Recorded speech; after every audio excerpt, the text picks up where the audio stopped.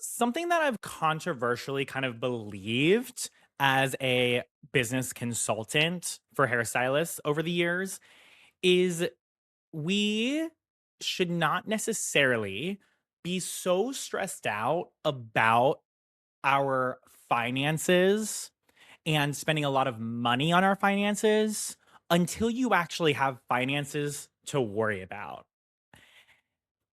Here's the tea. I am not like a professional. I honestly don't even claim to be like an expert in money, okay? However, I am pretty literate financially and I really understand my own numbers in my business. I really understand my income and I have been able to, work really closely with a lot of stylists with their income and their finances for a while now. And so just the consistent theme and thought is I think that a lot of stylists, particularly because none of us, no matter if you're a stylist or not, but especially for stylists, our financial literacy is so low as business owners and we just don't know what we don't know.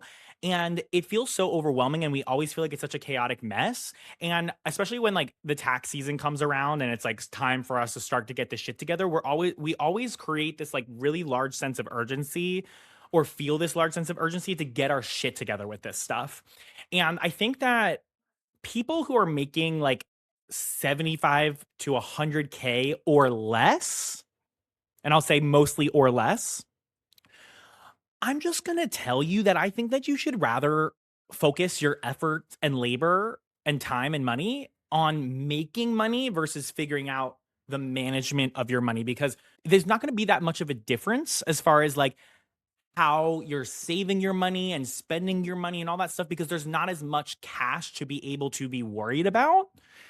And so I'd rather you focus a lot more of your effort on staying compliant, doing what you need to do, paying your taxes, all that stuff. But for those of you who are 100K plus, that is when we actually really should, I believe, start to take our money and the organization of it and the understanding of it and the taxes of it and the savings of it a lot more seriously because now we actually have cash, finances, and expenses that are a little bit more significant and something to actually focus on. And in my opinion, a lot more worth investing in, right? And so I'll actually have a lot of people who are in that space come to me, and it's one of their most top of mind things to focus on. And in my opinion, it's actually a really appropriate time for us to actually work on it. For the people who are not booked and busy, are worried about the instability of their income week to week, you have bigger fish to fry, as weird as that may sound, right? Because again, you're not making money, so then you need to focus on making the money to be able to manage it, right? You managing your money as much as you want is not going to change your circumstance. But when you're making that much money, when you're making 100K plus, the way that you manage it, the way that you understand it, the way that you invest it, the way that you look at your profit, all that stuff absolutely does start to make a difference. And we should at least, at the very bare minimum, have a good understanding of it. And also maybe some of the opportunities that are available to you now that weren't available to you before, where you can start to save some money. And so in today's episode, we're just talking about the money. All right. We're just talking about specifically the management of your finances from a bookkeeping, from a profit and loss perspective, and from a little bit of an accountant perspective. Now, I am not your accountant. I'm not your lawyer. I am not your expert here on this specific topic. Again, this is just me speaking from my own experience and from the business consultant perspective. So talk to a real person who knows what the fuck they're talking about this topic, okay? Don't fucking listen to me, all right? From a legal perspective. Anyway, what's up, Jodie Brown? How are you? This is not legal advice. I'm good. How are No, you? I'm good, thank you. Yeah, no, this isn't expert advice. Anything I say here today, don't hold me liable, girl. It's not my problem. So let's start with profitability. Let's talk about increasing profitability in your business as one of those potential things once you hit a certain revenue. Okay, so I think that when we look at our profit and loss, what we think about, and by the way, let me just for again financial literacy. Actually, let me just set some definitions because not everybody knows. So I'm going to refer to gross income, and I'm going to refer to net income, and I'm going to refer to profits. Okay, so gross income is the amount of money that you're making before expenses. Okay. Net profit is what you are making after your expenses. And when I say profit, I'm basically referring to the same thing when it comes to your net income. Okay. So again, Gross income refers to the money that you make before your expenses. Net income refers to after the expenses. And then profit is kind of mostly the same thing.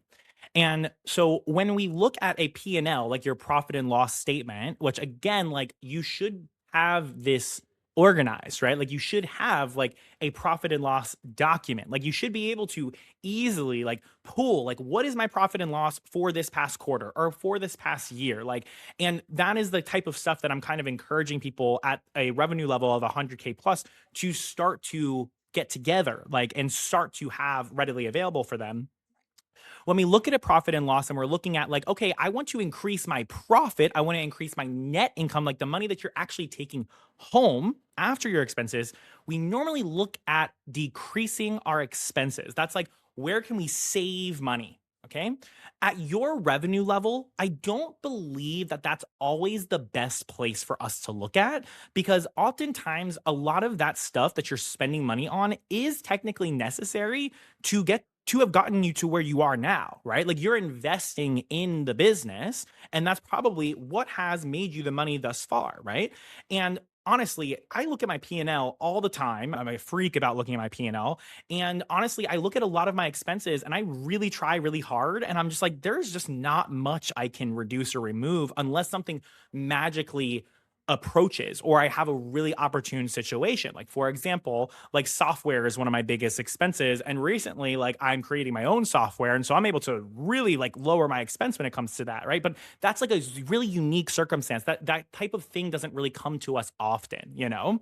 And so what I'd rather us focus on is how can we outpace the expenses? How can we actually make more money? And I think that the beautiful thing about our industry and the way that we normally are making money and acquiring new clients is that when you make more gross revenue, normally your expenses are not going up with that. Traditionally, a lot of normal industries, normal companies, they're normally spending a lot of money to acquire a client. That is very like standard business understanding and strategy and marketing is like you're spending a certain amount of money to be able to gain clients and customers. And so there's a cost per your customer. And so basically the expenses and the profit may go up together and not necessarily change. Whereas with us, most of the time, all we got to do is just make more gross revenue. And as long as our expenses aren't going up proportionally, then we should be good at the end of the day and we'll actually go home with more money. And so again, like where I've talked about this a little bit in our previous episodes, like when a mastermind student comes on board with us and we do our like deep dive of like the data, the profit, the gross revenue, and also the missed opportunity for profit in exchange for time, it's really easy to increase that profit very quickly because we have so much opportunity normally when you're in this type of space to be able to raise the prices, make more revenue, and focus on services that are more profitable in exchange for your time. So increasing profit is at your level, in my opinion, it's less about saving money and it's more about making more money. And I'd rather us focus on our efforts on that than the other way around. Yeah, absolutely. I think it's so much easier to increase your earnings than it is to cut once you get to a certain level. Cause like you said, a certain level of expense in business is just going to be necessary. Yeah, again, especially at this level, you know, I think that maybe at a lower income level, I think that yes, like you should probably be focusing on not over investing. But the T is that like in order for you to make more money or time, you have to invest money and or time, and Yeah. that's just the rule, right? Yeah. And so if you're investing a certain amount of money to be able to have a great client experience, to be able to have great marketing or whatever it may be, or even have great education and great mentorship, right? Like if that's a necessary expense and that you're genuinely getting a return on investment on, then I wouldn't suggest that you cut it, you know? Right. Now, if we're irresponsibly spending and if we're unnecessarily spending, such as, girl, do not complain to me about your profit when you have the pretty frame our foils unless you got them on sale. Like, I don't want to hear it. I see it. Okay. Literally, and the reason I bring this up, and you know, no judgment to people. Like, for real, like, I'm not trying to judge you for how you spend your money. Like, you get to make whatever decision that you make in your life and your business about how you spend your money, how you manage your finances, whatever it may be. But if you're going to come to me and you're going to ask me about, like, I need to be more profitable, I need to take more money home, and then I see on your Instagram that you're using the pretty frame foils, is that truly like a necessary expense? Are you getting a return on your investment for this expense? And no, right? I mean, your clients may think it's pretty, but that's not what's keeping your clients coming back and paying more. I think that's like whenever you look at an expense, it's like, would I be making more money or would I make the same money with a lesser version of this or like a less expensive version? And at the end of the day, you can do highlights with any With type of fucking foil. Costco foils. Yeah, And like absolutely. low key, here's the okay, so I, I've been in a lot of different salon structures, right? And so in this moment in time, I'm not in control of the shit that I'm using every single day unless I get it myself, right? And I'm telling you, dude, like when I've had to adapt to whatever I'm given, it sucks at first, but I can fucking make it work, or I can learn how to make it work. So like if you're used to the pretty frame art foils that have all the little indentations in it, I promise you, my friend, you can probably get the same result, work as efficiently with a shittier foil that doesn't have rainbows all over it or whatever it may be. Although I love Pride, like we love Pride over here, girl. But like, are the rainbows really necessary or whatever it may be? And trust, believe, like I love aesthetic, like I'm totally here for that. And we get to make that decision of if that's worth it for us, if we want to. Like you're allowed to have fun in the way that you're investing in your business. Like there's nothing wrong with that. But again, if saving money is a priority, then we should probably reevaluate that decision. Now, going back to making more money, again, there's so many ways that we can do that. And that's what we focus on in the podcast, in my business, Mastermind, all that good stuff. And that's what I'd rather us be focusing on. Now, going back to the amount of people where I will ask them for, like, let's say a P&L, and I want to know what the profit is. Like the amount of people who have no fucking clue, it is really upsetting to me. And I'm not going to judge you here, my friend, because like for the first couple years of my business, like I was not able to just like pull this really quickly. And what helps you pull this quickly is by having somebody else do it for you. It's by having a bookkeeper who is reconciling all of your expenses and keeping track of this stuff for you throughout the year. So that way you can very easily pool what your expenses are, what you're actually profiting. That way you have a clear understanding of what's going on with your money. And bookkeeping, paying for a bookkeeper is actually a lot less. Now, finding a good one is one thing, but paying for a bookkeeper is actually not as expensive as you think it needs to be. No. This is a really rough number. I probably shouldn't even give you guidance or an idea of a number, low key, because everything's going to vary, and you never know who you're working with and all that stuff. But low key, like you can probably find a great bookkeeper for like $150 to like $200 a month, like in my experience, okay? And again, a bookkeeper is different than like a CPA or an accountant who's giving you like tax advice and like filing all this stuff for you, right? And so maybe sometimes accountants will have like bookkeeping services alongside their tax services and whatever may be otherwise, right? But hiring just a bookkeeper just to have a clear understanding of your numbers and keep things solid and clear for you may even save you money when you bring those reports and to your accountant, because they don't have to do so much back end shit to get it all cleaned up. That has been my And experience for sure. right? And also, it allows you as the business owner to be able to keep better, harder track of your expenses and the cash that you may be able to spend. And also, of course, the traditional big thing that we all don't understand as business owners is how much can we pay ourselves? You're never going to be able to make any sense of that or any decisions about it if you do not have a clear understanding of what your profit is. And so having a bookkeeper just do that for you, I would rather, here's the thing, let's say that you're spending $200 on a bookkeeper a month. I would rather you take one extra client that in a month spend like an extra 3 hours doing a $200 service, or 2 hours doing a $200 service, to sacrifice that 2 hours to be able to pay for that. Okay. That's what I'd rather you be spending your time doing versus you taking 2 hours each month to do your fucking shit, to doing your bookkeeping yourself. Honestly, as a business owner, like I am someone who I know the importance of numbers. I look at the numbers, all of the things. I actually like looking at them now, but it is something that I avoided for a really long time in the beginning because I don't enjoy it and I didn't understand it at the beginning super well.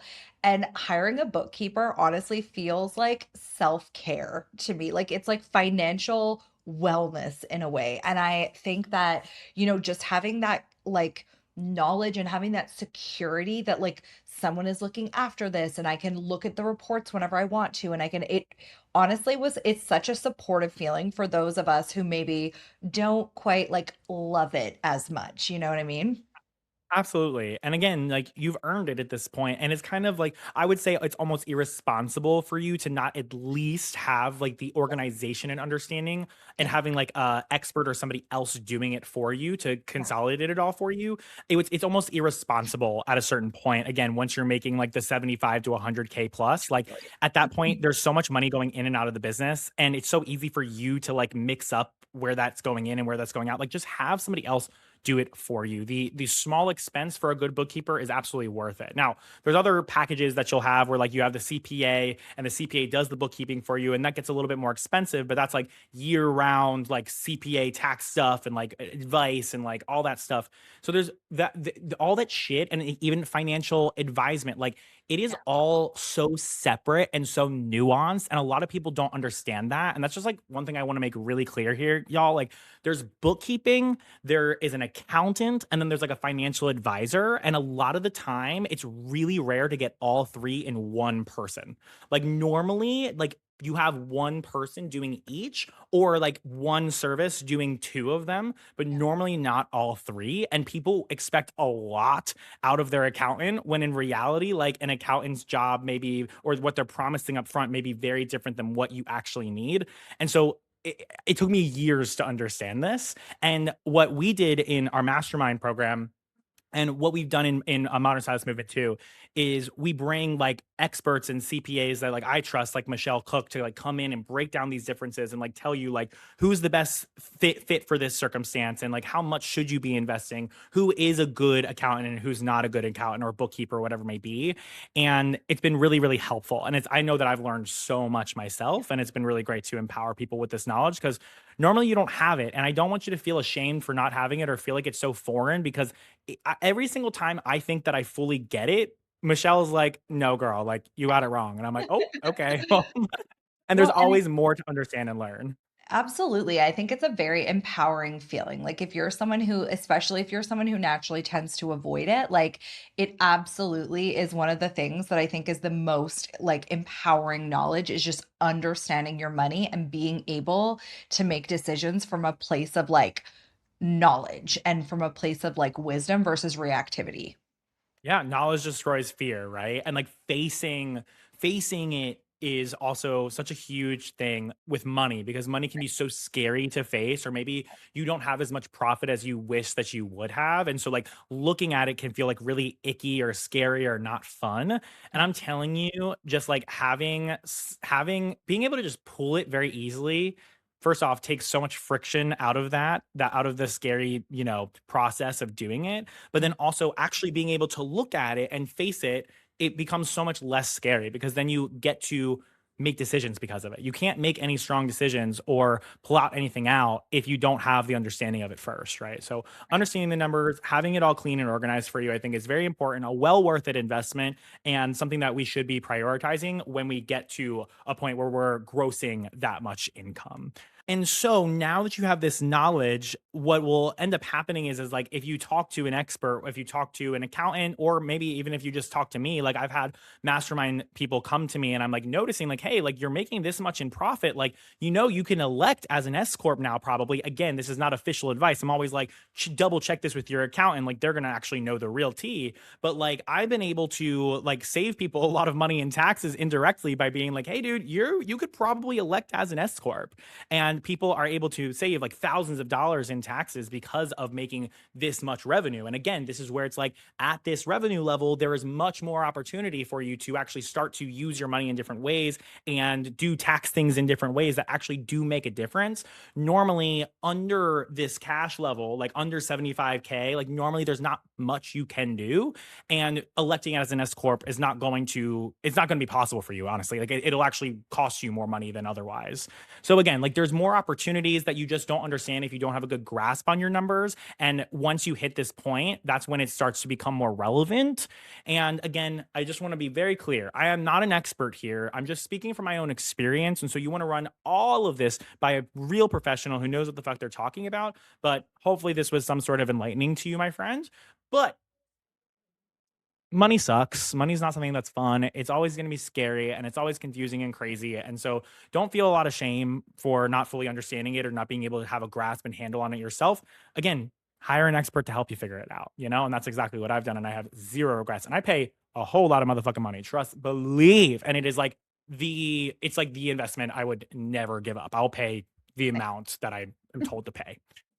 So much love to you. Thank you so much for tuning in to the Modern Hairstylist Podcast. Peace out, Girl Scout. Bye bye.